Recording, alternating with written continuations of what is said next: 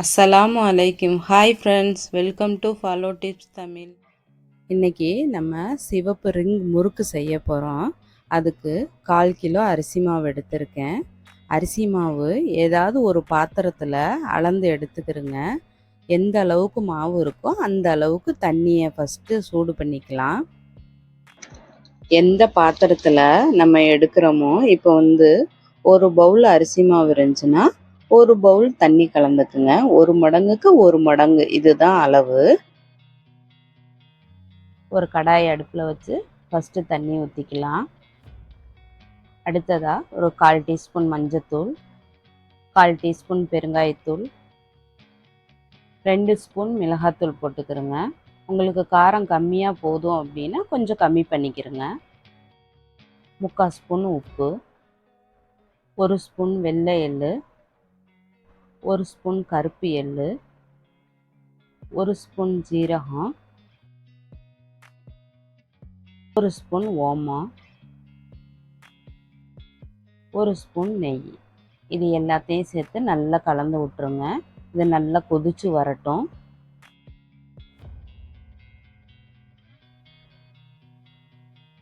இது மாதிரி நல்லா கொதிச்சு வந்ததும் இப்போ நம்ம மாவு கலக்க ஆரம்பிச்சிடலாம்.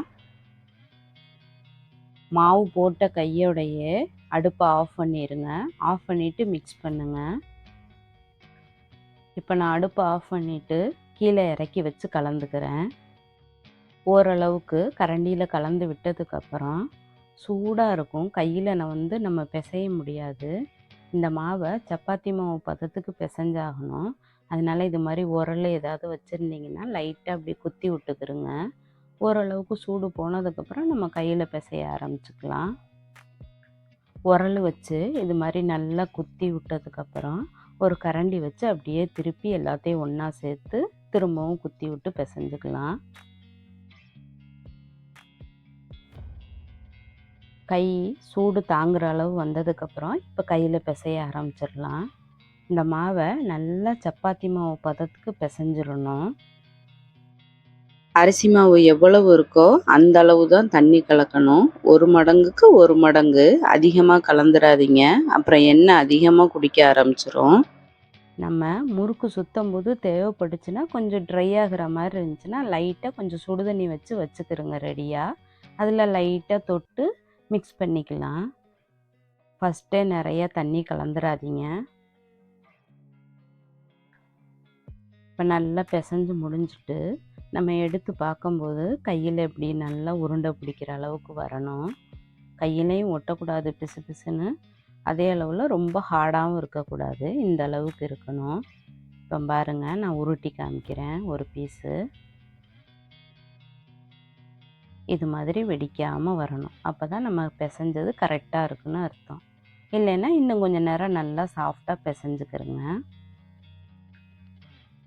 இப்போ நல்லா பிசைஞ்சதுக்கப்புறம் ஒரு மூடி போட்டு க்ளோஸ் பண்ணி வச்சுருங்க. காய விடாமல் அப்பப்போ தேவைப்படுறப்போ கொஞ்சம் கொஞ்சமாக எடுத்து யூஸ் பண்ணுங்கள். இப்போ நம்ம முறுக்கு ரோல் பண்ண ஆரம்பிச்சிடலாம். கொஞ்சமாக சப்பாத்தி மாவு அளவுக்கு எடுத்துக்கிறோங்க. எடுத்துட்டு அதையும் கொஞ்சம் கொஞ்சமாக உங்களால் எவ்வளோ முடியுமோ அந்த அளவுக்கு எடுத்து ஃபஸ்ட்டு கையில் லைட்டாக திரட்டிக்கிறோங்க. திரட்டினதுக்கப்புறம் இது மாதிரி கட்டையில் வச்சு அப்படியே உருட்டி விட்டு எடுத்துக்குங்க. ஒரு சுண்டு விரல் அளவு இருந்தால் போதும்.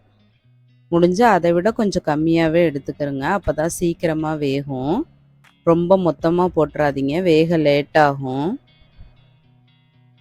இந்த அளவுக்கு நீட்டமாக உருட்டினதுக்கப்புறமா நம்ம கை விரலில் வச்சு அப்படியே ஒரு ரவுண்ட் பண்ணி அப்படியே கையிலே பிச்சு எடுத்துட்டு ஒட்டி விட்டுருங்க. அவ்வளோதான்.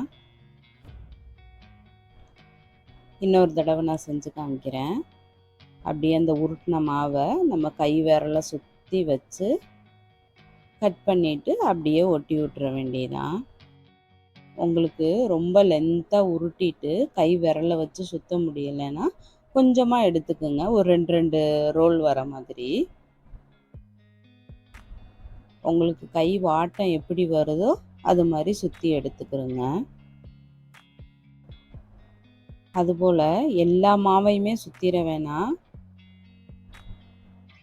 ஒரு ஈடு போடுற அளவுக்கு சுற்றிக்கிறோங்க. அதுக்கப்புறம் அதை பொரிக்க திரும்ப அது வேகிறதுக்குள்ளார திரும்ப நம்ம ரோல் பண்ணி வச்சுக்கலாம். எல்லாத்தையும் மொத்தமாக செஞ்சு வச்சிட்டிங்கன்னா காஞ்சு போயிடும். ஒரு பேட்ச் போடுற அளவுக்கு செஞ்சு முடித்ததுக்கப்புறம் ஒரு கடாய் அடுப்பில் வச்சு கடாய் லைட்டாக ஹீட் ஆனதும் எண்ணெய் ஊற்றிக்கிறோங்க. எண்ணெய் ஹீட் ஆகட்டும்.